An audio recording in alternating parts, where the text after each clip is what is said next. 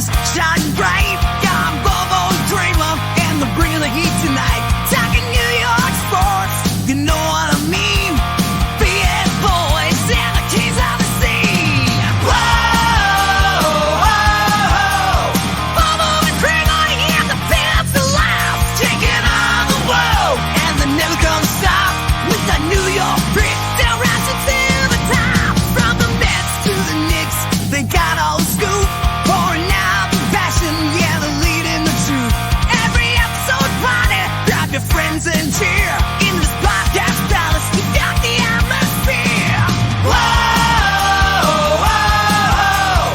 Bobo and Cramer, yeah, the sound of the loud, taking on the world, and they're never gonna stop with the New York grit, rising to the top. Get loud.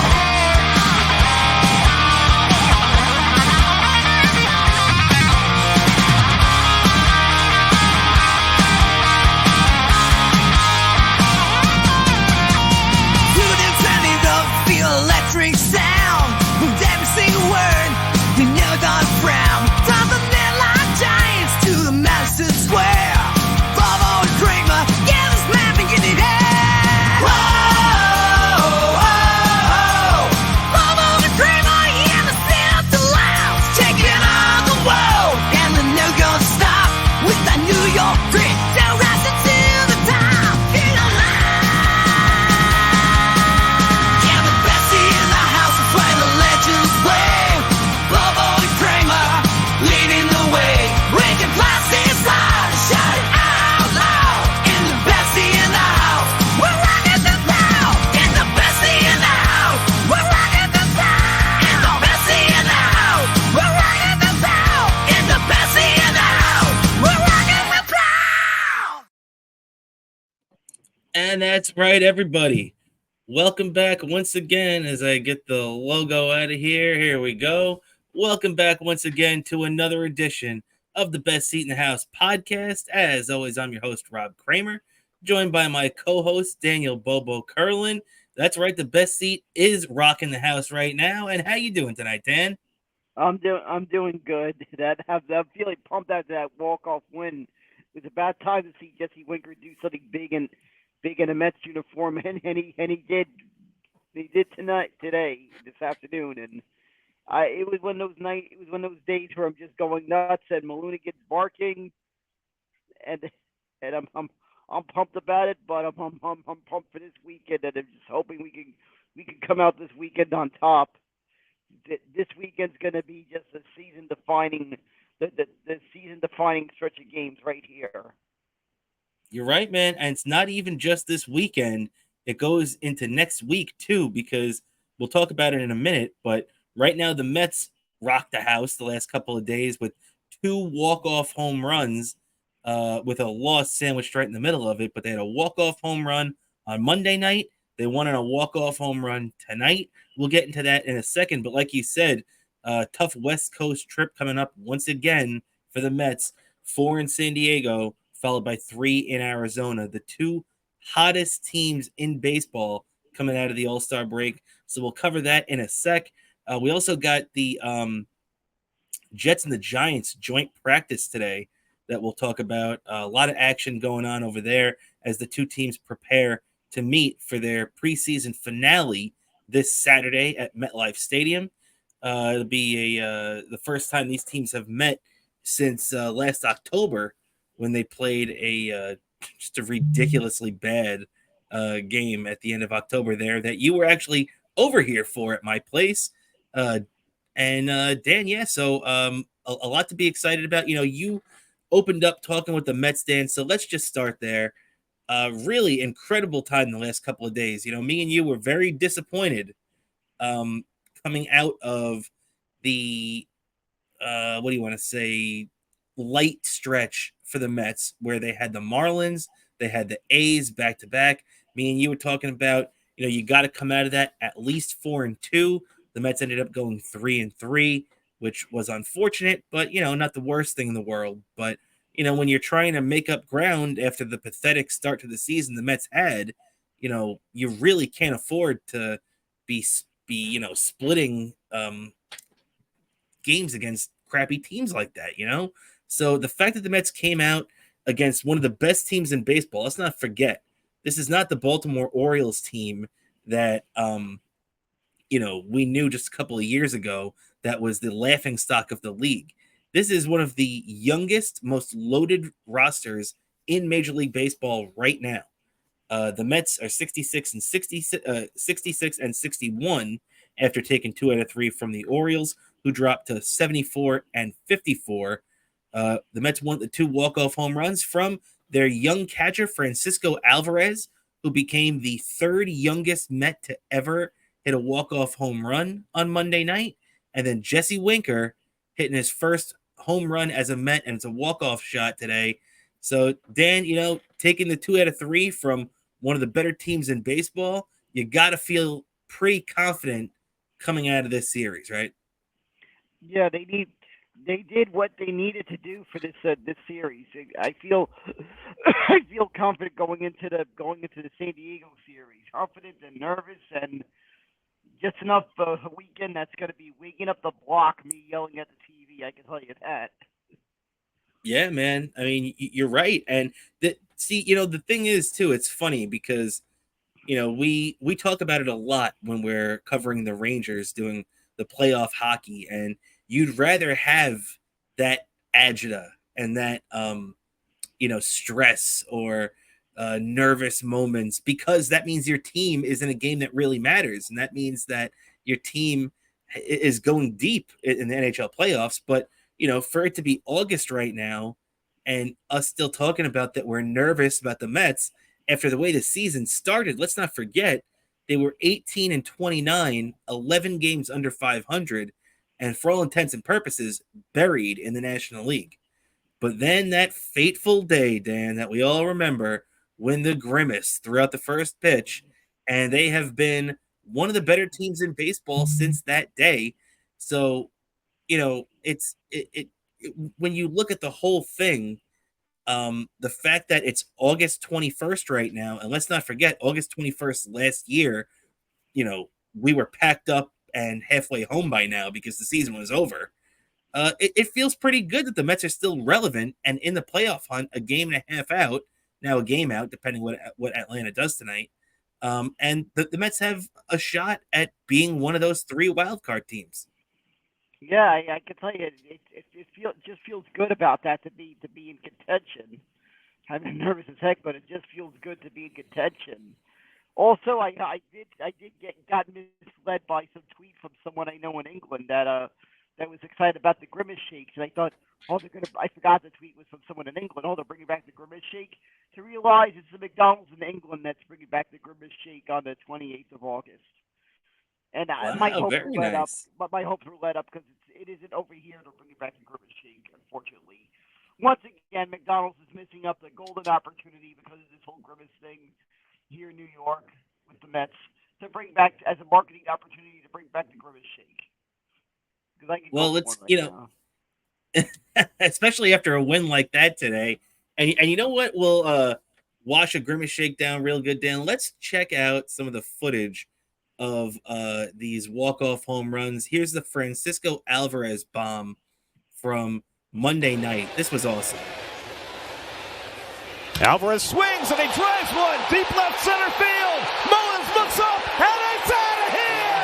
Alvarez swings 3-0 and he wins the game for New York with a walk-off home run in the bottom of the ninth. Yeah, you can't step on Gary Cohen like that. What were you saying? I'm sorry. I nearly knocked out a TV. Sorry about that. It's just making me remember when I nearly knocked out a TV when this happened. Yeah, man. This was, and but by the way, great call from Gary Cohen. Gary Cohen, that guy. It's about time he wins the Ford C. Frick Award, which, if you're not familiar with it, is the award for the best broadcaster in baseball they give every year. And Gary Cohen, shockingly to this point, has not won it. He more than deserves it. That was another great call by him. And just a phenomenal moment, right? What a bomb from Alvarez. Yep, exactly. That for those who don't know, that award is the equivalent of the baseball broadcaster equivalent of being into the Hall of Fame. True. You're right. So that, And, usually the way they give it is like it's given to a guy, like you said, it's a Hall of Fame type award. So you usually get it towards the tail end of your career. Now, there have been plenty of circumstances where guys have gotten it prior and have continued. I know Harry Callis got it and continued on for years after that. Yeah. Bob Ueger's another one who's got it. The guy's in his 80s. He's almost in his 90s, and he's still calling games. This guy's in his 90s, and he's still calling games. And he's still one of the best, right? He's got that iconic voice.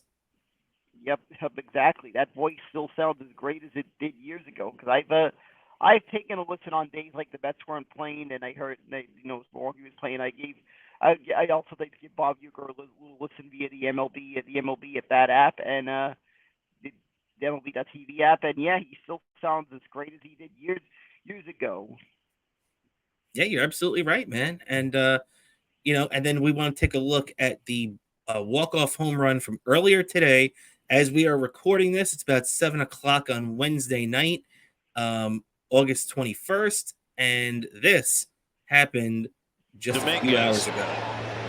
And Winker strokes one deep left center field. Back goes Mullins near the wall. It's out of here! Jesse Winker's first home run as a New York Met is a walk-off shot in the bottom of the ninth, and the Mets do it again with the game-winning home run by Winker. They take 2 out of 3 from the Orioles.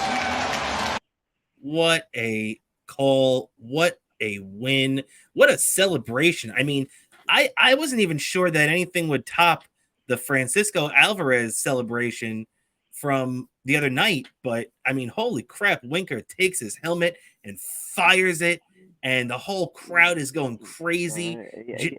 Jesse Winker finally had his Met moment. Yep, exactly. He's finally had his Mets moment, and I think this one might be rerun on SNY for years to come. They're gonna rerun this one a lot during rain delays, just to give a heads up to all you fellow Met fans watching this. You know, next time there's a rain delay, you're gonna be seeing this one rerun a lot. You're right about that. And let's take one more look at this, because off the bat, I did not think this was going out. Look at this again. Wait, man, he just went with that pitch so perfectly. And, I just can't even stress enough what great hitting that is. You see guys try to pull that pitch a lot these days, and they end up popping it out to the outfield. And, man, Winker just went with it. He put perfect wood on it, and it was just a beautiful thing to see. Yeah, exactly. Like, for a second, I didn't think it was going to go out, but then I saw, wait a minute, I think it's going to go on, and I just started jumping up my seat. It's a miracle my seat still is in one piece. that thing's taken a lot of me jumping up off my seat. I can tell you that over the years. Like a couple of Mets games, a couple of Rangers wins like that. Even a couple of Super Bowl championships. I can't say that I've had anything like that. Well, I should say sort of a couple of Super Bowl champions, because it was around all the 2007 season and 2011 season, but aside from that one little game in the 2011 football season, because I was actually present for that one. I was there for that, but I'm sure. So I heard, I don't know how true it was, but I hear tell from my mom that my sister was sitting in that seat in my place, and they had been going nuts to that. The equivalent of me going nuts to that seat, similar to how I would react during that game. I don't know how true it is, because I wasn't there and there's no really photos of it, but I just know that's what they were doing. I just know apparently my sister was sitting on that very seat. Well, I was at the Super Bowl at that time. Very cool. Well, I'm sure she was going nuts. And you know who else was going nuts today, Dan? That was Sean Manaea. And boy, this guy just, it turns out, there were a lot of moves that you and I were critical of this offseason. The signing of Sean Manaea was not one of them. Sean Manaea, we both had a good feeling about when they signed him. It felt like it was a nice addition to the rotation. and he has just been on such a roll lately. Once again, pitching through 7 innings today. 7 innings, 3 hits, 3 runs, no walks, 9 strikeouts. And, let's be honest, the guy pretty much threw one bad pitch today. He ended up getting charged for that 3rd run on the sac fly late there. But really the only thing he did wrong, he was perfect through 6 innings. Then he ends up hitting the batter and giving up the 2-run shot. And unfortunately, that tied the game. The Mets had a chance. It could have they could have opened up a bigger lead prior to that, weren't able to do it. But, Dan, what do you think about just the great job that Sean Manaea has done? Because look, of course he didn't throw a no-hitter today. It's pretty damn hard to throw a no-hitter, so you can't knock him for that. And look, the guy threw one bad pitch that ended up making a 2-0 game, a 2-2 game. I can't sit here and criticize anything about his game today. He was lights out against one of the best teams in baseball. I'm very happy with how Sean Manaea pitched today. What do you think? Yeah, same thing. I'm very happy with how he pitched today.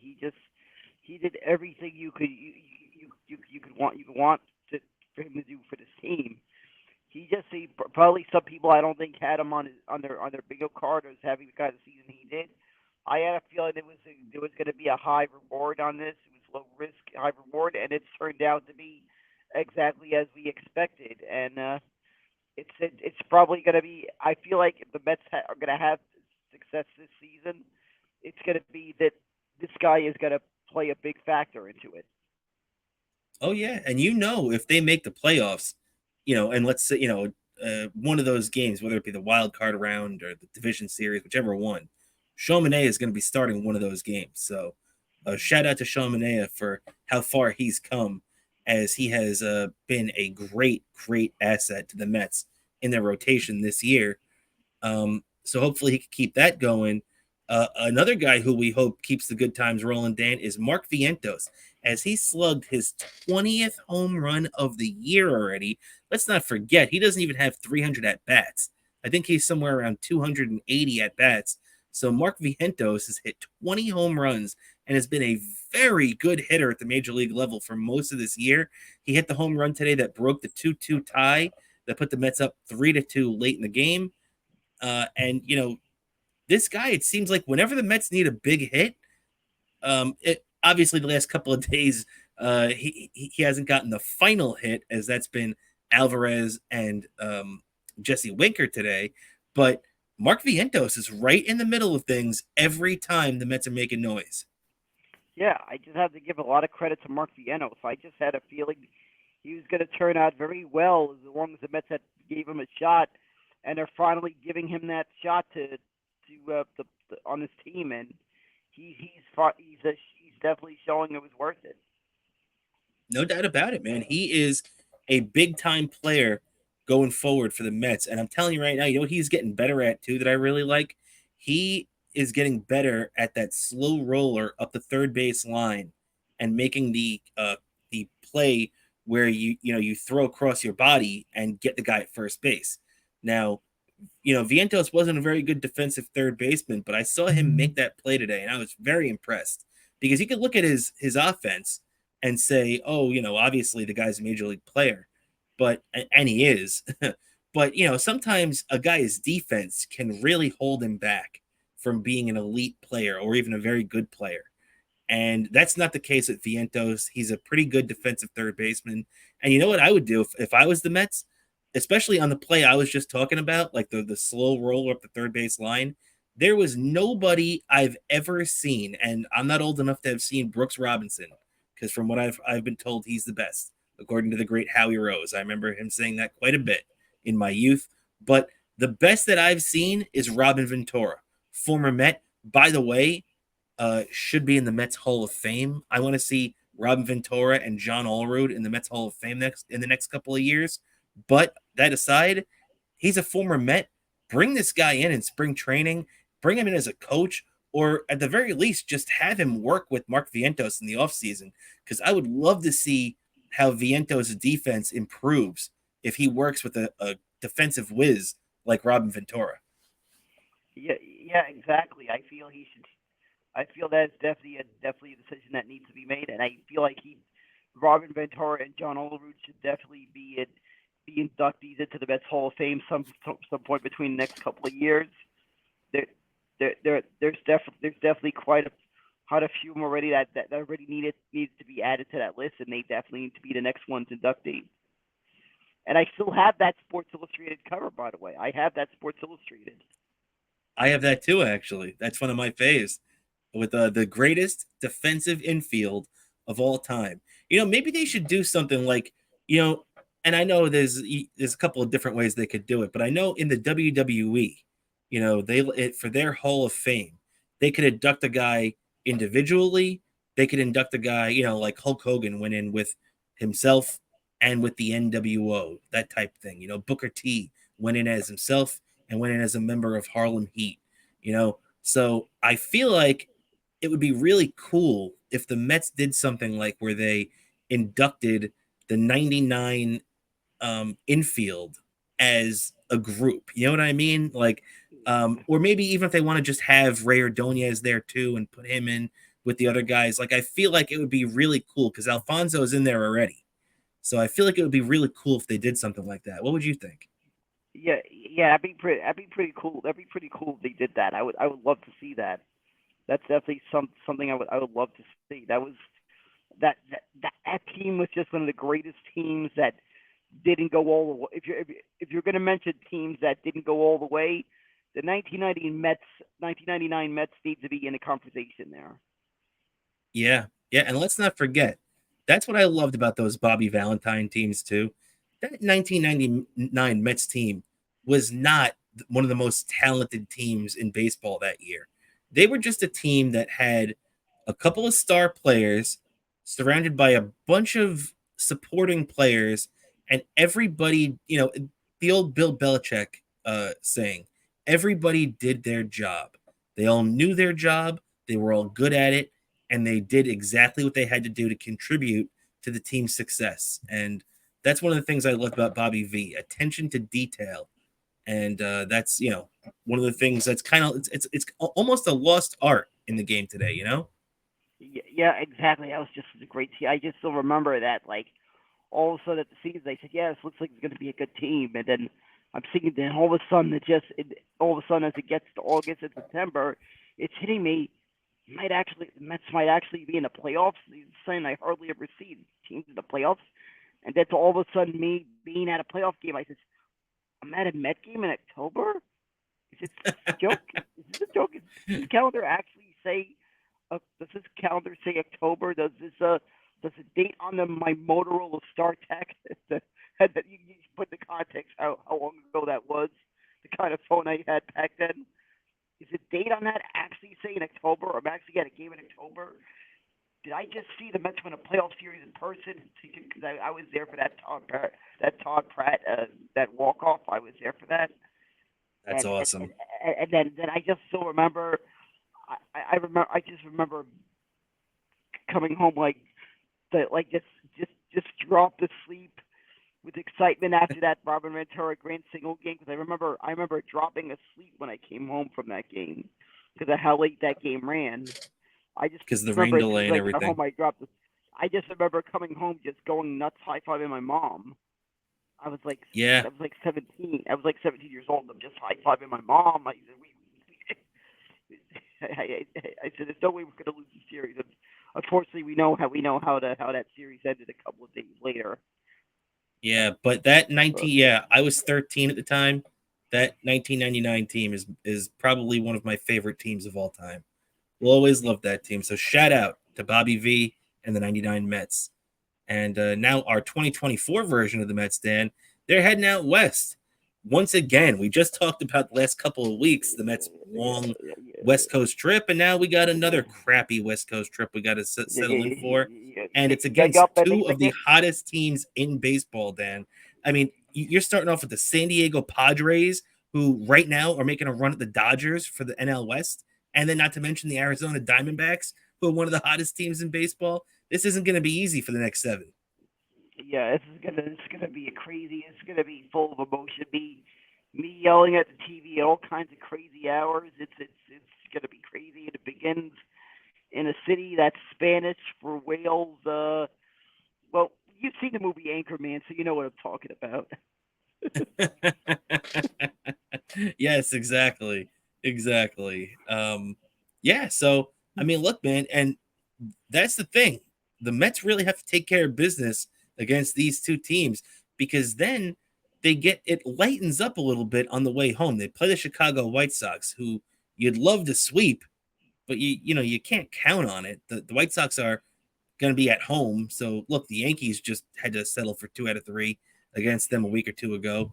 So it's not going to be like a walk in the park. You're going to go in there and sweep the White Sox. They're still fighting too because they don't want to have the title of the worst team of all time, which they're currently battling with the 1962 Mets for.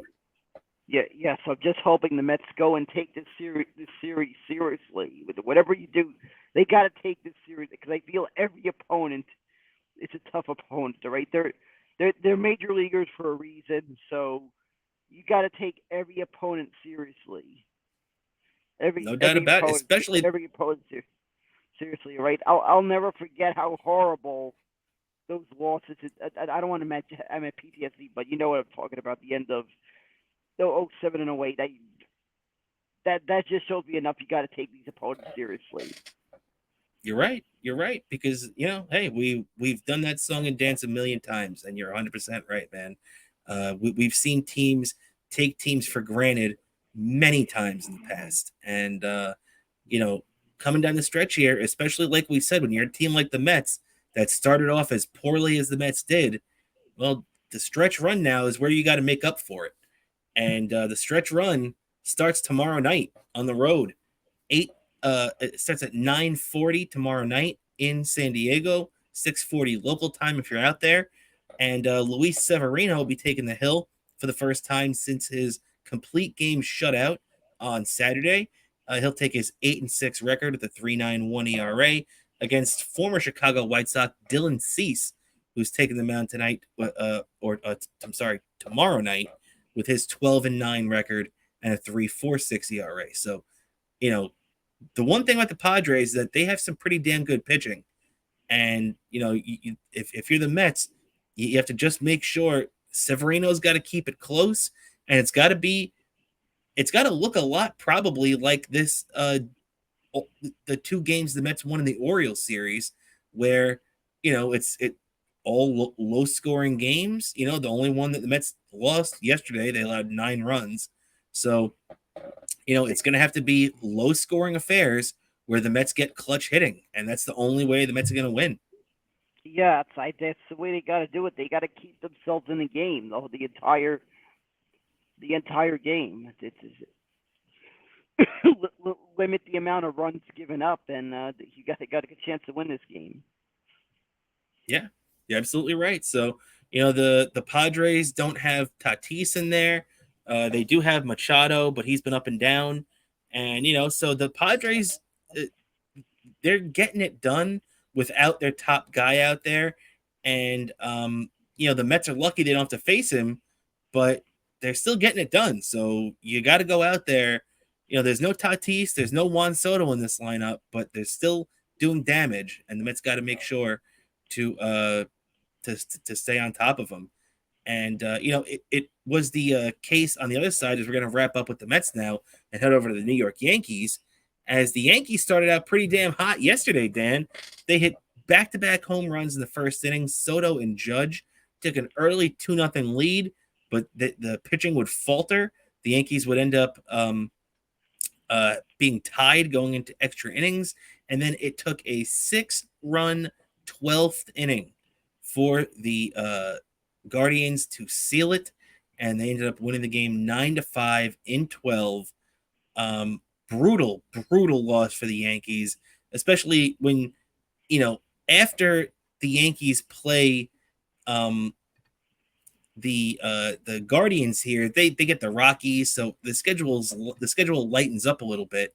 But when you're playing a team like the Guardians right now, who are within a game or two of the Yankees for the best record in baseball, you got to get the job done. And losing a game like that really, really hurts. And when you look at a loss like that, those are the type of losses where at the end of the year you look back and say, "Ugh, if we would have just won that one game, we would have won the division." Yep, exactly. These are games that they got that they can't take for granted. They got to do the same thing when it was to the Mets doing. They got to keep themselves in the game against a tough opponent. This is one of the tough opponents that you're going to have to face going into the playoffs. Yeah, it's true. It's true. Now, Dan, I do have a little bit of Yankee trivia for you right now. I want to ask you this real quick, as I was really, I'm one of those, I'm a stats geek. I love baseball stats and stuff like that. I love interesting, notes like that, right? So, came out yesterday, Soto and Judge hit back-to-back home runs in the first inning. That was the 5th time they've done that this season. That is tied for second in Yankees history for instances in which teammates have homered back-to-back times. Who do you think the record for the Yankees is 6 times in a season? So if Judge and Soto do it again, they'll be tied for first. If they do it twice, they'll be the all-time leaders. Who do you think right now, as we stand, are the single season back-to-back home run leaders for the New York Yankees? I think it With would have to 6. be Judge and Soto. No, I just said that Judge and Soto are now second. So they're tied. I'll tell you who they're tied with. The other guys that have did it 5 times are Garrigan Ruth did it in 1927. Garrigan DiMaggio did it in 1936, and A-Rod and Gary Sheffield did it in 2005. So those are the only other times prior to Judge and Soto that the Yankees have homered back-to-back times the teammates 5 times in a season. Who's the only pair of teammates that did it 6 times? Six times. Like I don't know. I'm trying to think 6 times. Could it be 6 times? I don't know. Maybe. I'm trying to think. I know it could be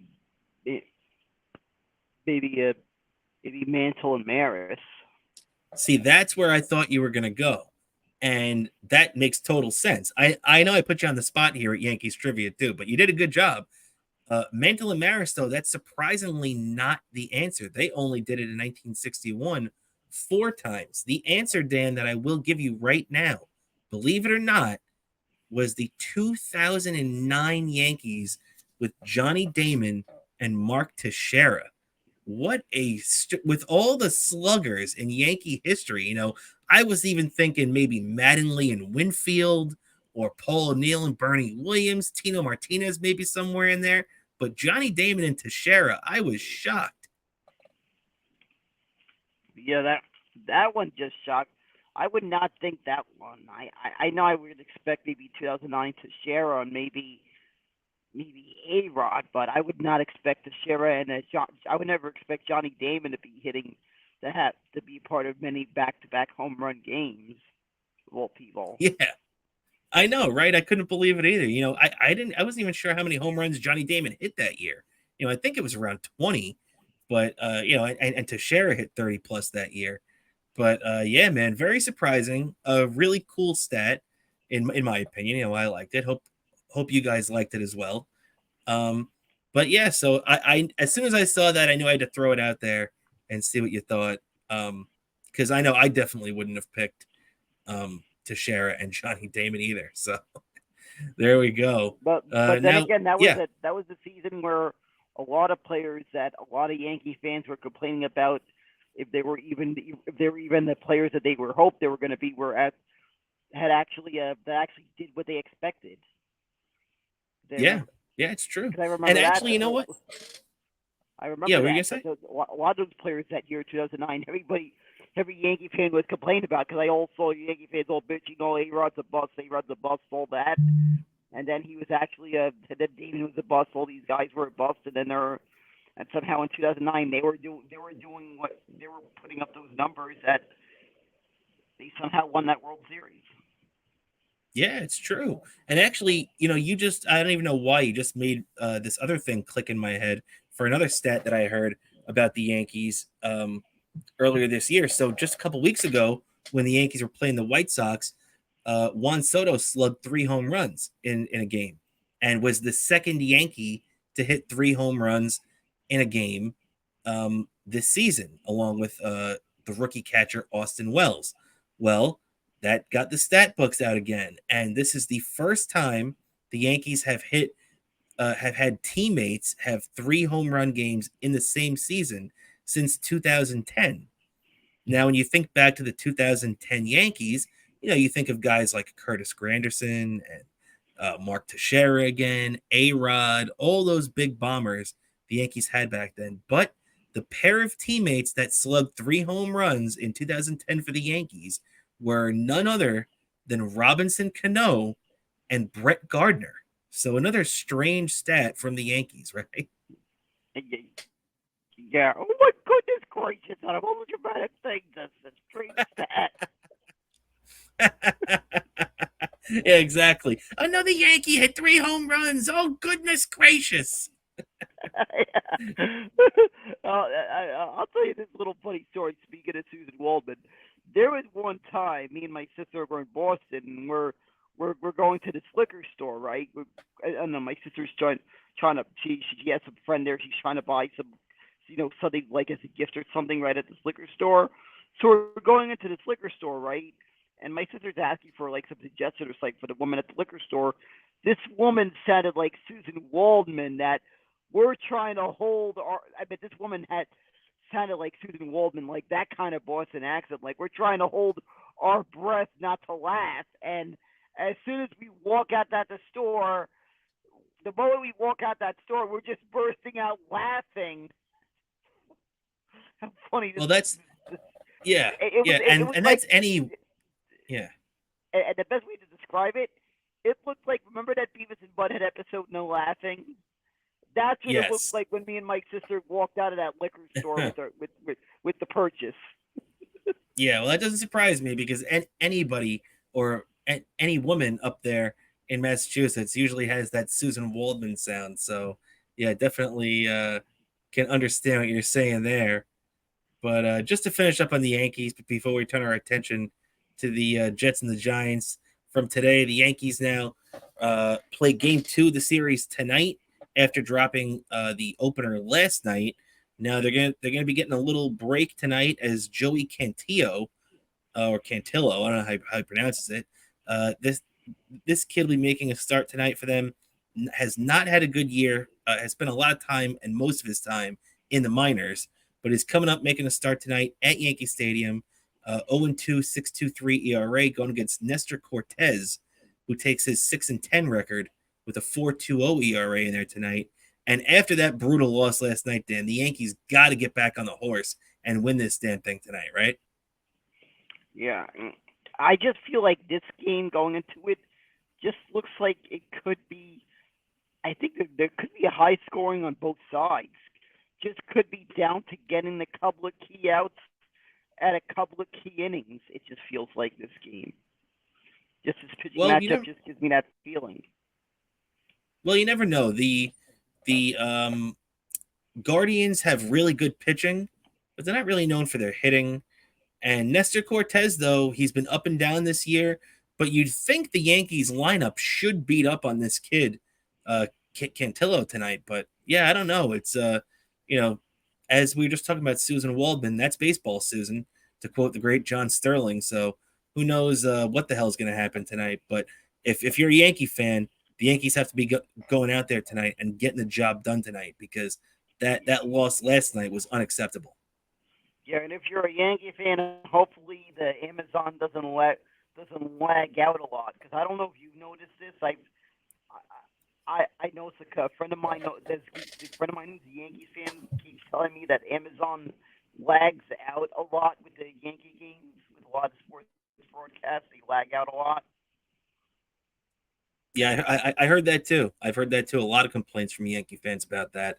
And that's to be expected with those streaming services. It's ridiculous that they have regular season and now playoff games soon to be Yeah, on that. yeah, Not in yeah, baseball yet, but in other sports. yeah, but hopefully they don't do that with baseball. Please don't. It's already enough. I'm going to have to go through a lot with Amazon just to get. I don't know if I'll be able to afford it to be able to get six weeks in a row of six NASCAR races in a row like that, and then also the fact that the NBA deal. Enough with that, especially with Amazon, which has a lot of lag. But I've noticed with certain services, like I noticed Apple TV has a lot of lag, and I noticed I noticed Peacock. There was hardly any lag with Peacock when they did that with baseball. And Yeah, it's I probably why they got rid of it now because it actually wasn't too bad. and I noticed. Well, I don't know if someone if using the actual Roku app had on a Roku device had lag, but I watched it on MLB.TV that Roku broadcast, and there was no lag at all during the entire broadcast. So that one worked pretty well. But it would be really annoying, especially during if the Knicks are in a big spot in the playoffs and there's lag at the key moment of us advancing to the finals like that. I would be I would be I would be cursed tearing Jeff Bezos a new one if that You're right happened. about that, Dan. And yeah, so when you and so the Yankees too, they close the series out tomorrow afternoon against the Guardians at 1:00. Big game for them as their ace is on the hill, Garrett Cole, and that's going to be a big game for them. They're going to have to at least try to come out on top of that as they're head into this weekend against the Colorado Rockies, which they're expected to dominate the Rockies this weekend. The Rockies stink away from Coors Field, so the Yankees are hoping to, at the very least, take 2 out of 3. But on the hopefully more realistic side for them, a sweep would be really nice for the Yanks, especially with the Orioles having a tough series this matchup. I forget who it's against, but I'm pretty sure I remember looking. The Orioles have a tough matchup this weekend, so the Yankees could possibly gain more ground on the Orioles as the Yankees are currently sitting in first place. One other thing I wanted to get to talk real quick about the Yanks before we head over to the Jets and the Giants is that just the other day, and obviously he had a good outing against the Guardians the other night. He was not part of the reason why they lost that game in extras last night. But Clay Holmes leads the major leagues with 10 blown saves. When I saw that, it just made me think about how me and you've been talking all year about how Clay Holmes just doesn't feel like a typical Yankee closer. He's not a guy that you can rely on. Obviously he's not a Mariano Rivera, but he's not even a Rafael Soriano or John Wetland. He's a run in the mill, in my opinion, Braden Looper-esque closer. Now, what do you think about that? Yeah, that's about right. And it feels weird. It's got to feel weird for Yankee fans to be able to look at the fact that they have a closer that leads the league in blown saves because I've never. It's been like so many years, especially all those years with Rivera, that it's like hard to believe a Yankees closer leads the league in blown saves. Never thought I'd see that happen. Yeah, it's true. It's true. It's strange. It's definitely a strange feeling in this new world we live in, Dan. So let's take a look as we wrap up there with the baseball for today. Let's take a look at what happened in our as our two football teams met on the field today for their joint practice. And word that came down from all around was that the Jets pretty much thoroughly dominated the joint practice today. If you're a Giant fan, though, I wouldn't worry too much about it because I think the way that I perceived this to break down, and we'll talk about a couple of things. Like I know that Aaron Rodgers and Tyrod Taylor both completed multiple 50-plus yard touchdowns today against the Giants' young secondary. So the Jets were really coming out there swinging against this young Giants defense. But the thing that I would look at too, Dan, is the way it seemed to me is that, so obviously we have the joint practice today, and then they're playing the final preseason game against each other on Saturday night at 7:30. And the way it looks to me is that the Jets treated today like it was the game. And the Giants are so the Jets. What I'm saying is, like Robert Saleh said before the game today, the Jets head coach, that they were going to run 75 plays. Aaron Rodgers played all the first team snaps and everything. The Jets had it was one of the first days that the Jets' whole offensive line was out there in full force today. All their ones on defense, Sauce Gardner, everybody you can imagine was out there for the Jets, and they were out there all day for the most part. The Giants, on the other hand, they did have Daniel Jones practice a little bit. They did have some of their ones and a few of their young guys out there that they're going to be depending on.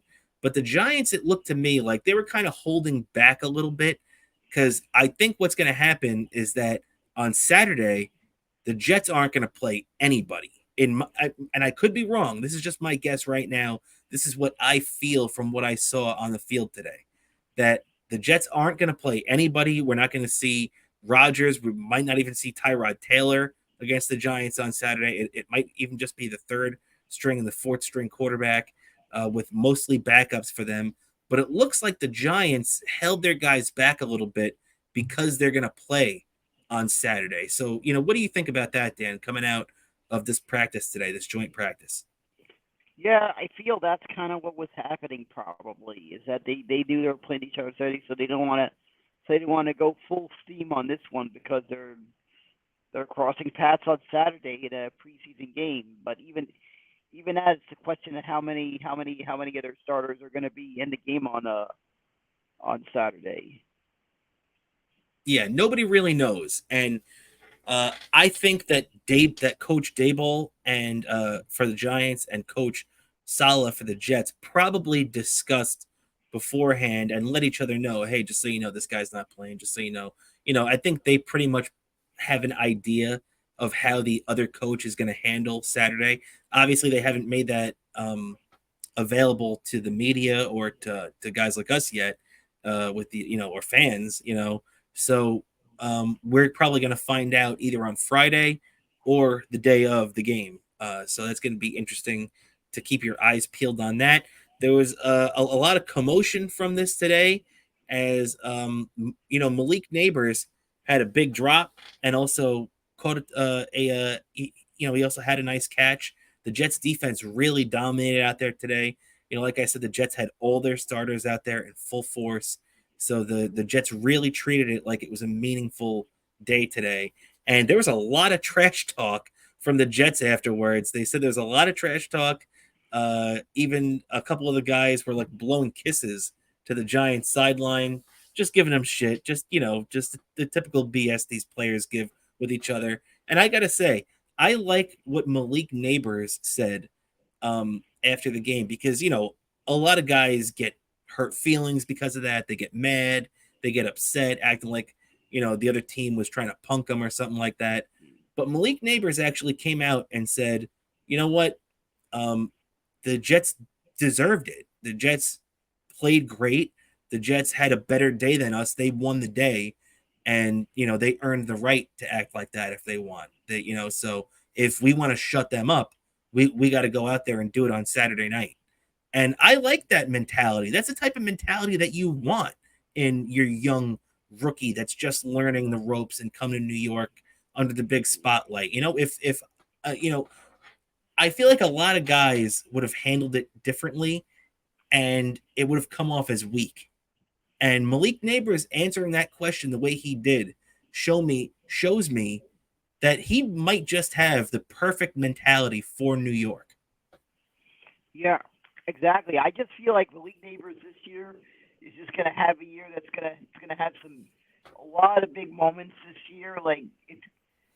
And I feel it's going to lead to even bigger sophomore year. I feel like with Malik Neighbors, Like I feel this is a year where Malik Neighbors starts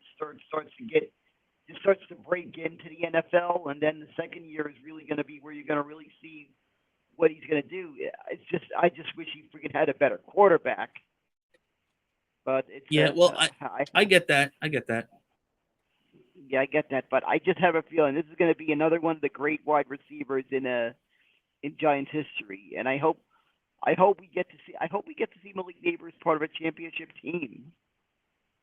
Yeah, no doubt about it, man. I mean, he's the type of guy that you build a championship team around. You know, that high end receiving skill that he surely has. Just like the Jets. He's the Jets. He's the Giants version of Garrett Wilson. You know, the Jets receiver that they know is their most talented guy. Malik Neighbors is that for the Giants. Just above all else, you know, he's the most talented guy in that wide receiver room. And there's a reason why he's given the respect and was drafted in the position that he was. Now, you know, you mentioned Daniel Jones and his struggles, and Daniel Jones didn't look good today. You know, he didn't look awful, but he didn't exactly light it up today the way that Aaron Rodgers and a couple of the guys in the Jets did. But I thought this was really interesting, and I figured we'd more or less end the show like this on a kind of a positive note for both teams. As you know, they were asking in the press conferences, they asked Sauce Gardner what he thought of Daniel Jones, and he took a little time. He sat there and he thought about it for a second, and then he answered and said that Daniel Jones looks like a good quarterback to him. And I thought that was that was good praise from Sauce Gardner, because you know he could have taken the low road and been like, oh man, that guy's trash, and really started trash talking and everything. And a lot of people would have understood it, but it also probably wouldn't have come off that great. But I like the fact that Sauce Gardner said that Daniel Jones looks like a good quarterback, and you know that he wasn't going for a low blow against a guy that is clearly trying to fight his way back to the top of the New York Giants. You know. Yeah, exactly. I can tell you, I'll take good this year if it gets us in the right direction. I feel like maybe And Dan, let's be honest. I'm sorry to interrupt you, but just 2 years ago, Daniel Jones was just that, a good quarterback, and you guys went to the playoffs and won a playoff game. So Daniel Jones in 2022 was not great. He was good, but if you get that season out of him again, I feel like Brian Daboll knows exactly how to use him.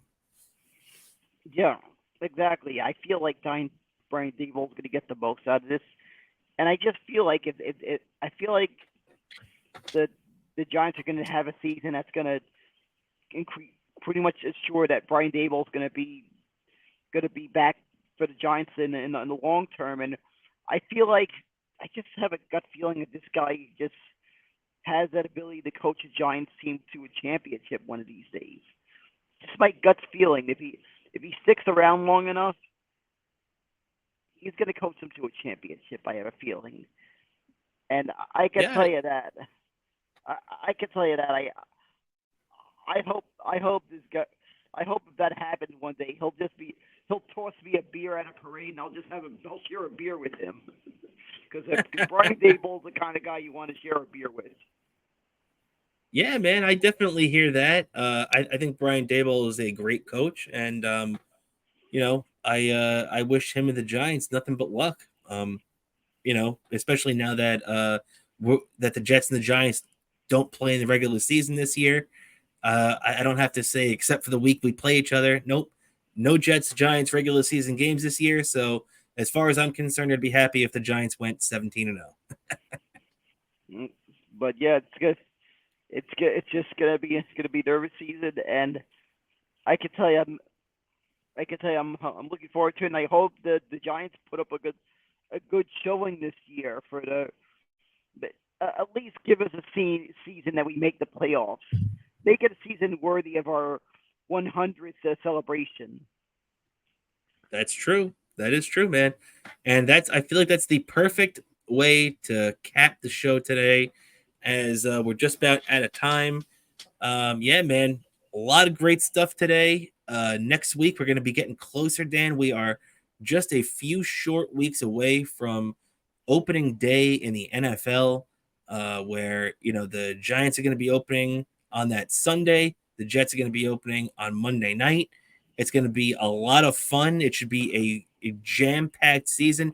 And if you want to get in on it with myself and Dan, just like we did last year, after every game, we're going to be live for post-game coverage on our Patreon. You can check that out, patreon.com/Best Seat in the House podcast. We appreciate all those who have already checked it out and helped and support us. $5. $5 a month. The great. That's right. The great deal. When the great deal in New York. I don't even think you can get a Big Mac for $5 these days. You're getting a good deal here for $5, almost the cost of a round trip on a metro car on the subway. That's true. So make sure to check that out. And that's about going to do it for us today. Dan, before we get out of here, do you have anything like to plug for yourself? Sure. My Twitter account, Bobo103NYC, you see it there. You could follow me there on Twitter. Also, Bobo718DK on Instagram. And that's the same username I go by on Threads. Also, it's one word, Daniel Curlin on YouTube. You can see all your Bobo content there. Every so often I upload stuff on YouTube. And of course, if you subscribe to Patreon, you guys get 2 weeks early access to it.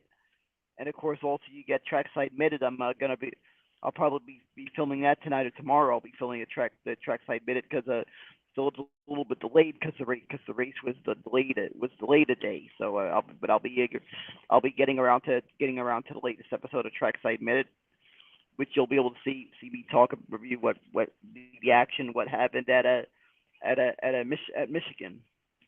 And that's also that's right. That's right. So keep your eyes open for all those updates.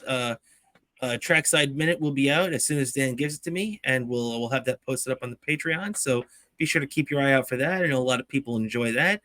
And that's going to do it for us, Dan. So don't forget, like I said, you can check us out on Patreon, patreon.com/Best Seat in the House podcast. You can also check us out on Kick and Twitch, Best Seat in the House podcast. And don't forget, as usual, on Twitter, at @BSith_podcast, and Instagram at Best Seat in the House podcast. So, everybody, thank you so much once again for joining us here for episode 129 of the Best Seat in the House podcast. As always, I'm your host, Rob Kramer, and for my co-host, Daniel Bobo Curlin, this is the Best Seat in the House podcast, and we'll catch you next week, everybody. Have a great weekend.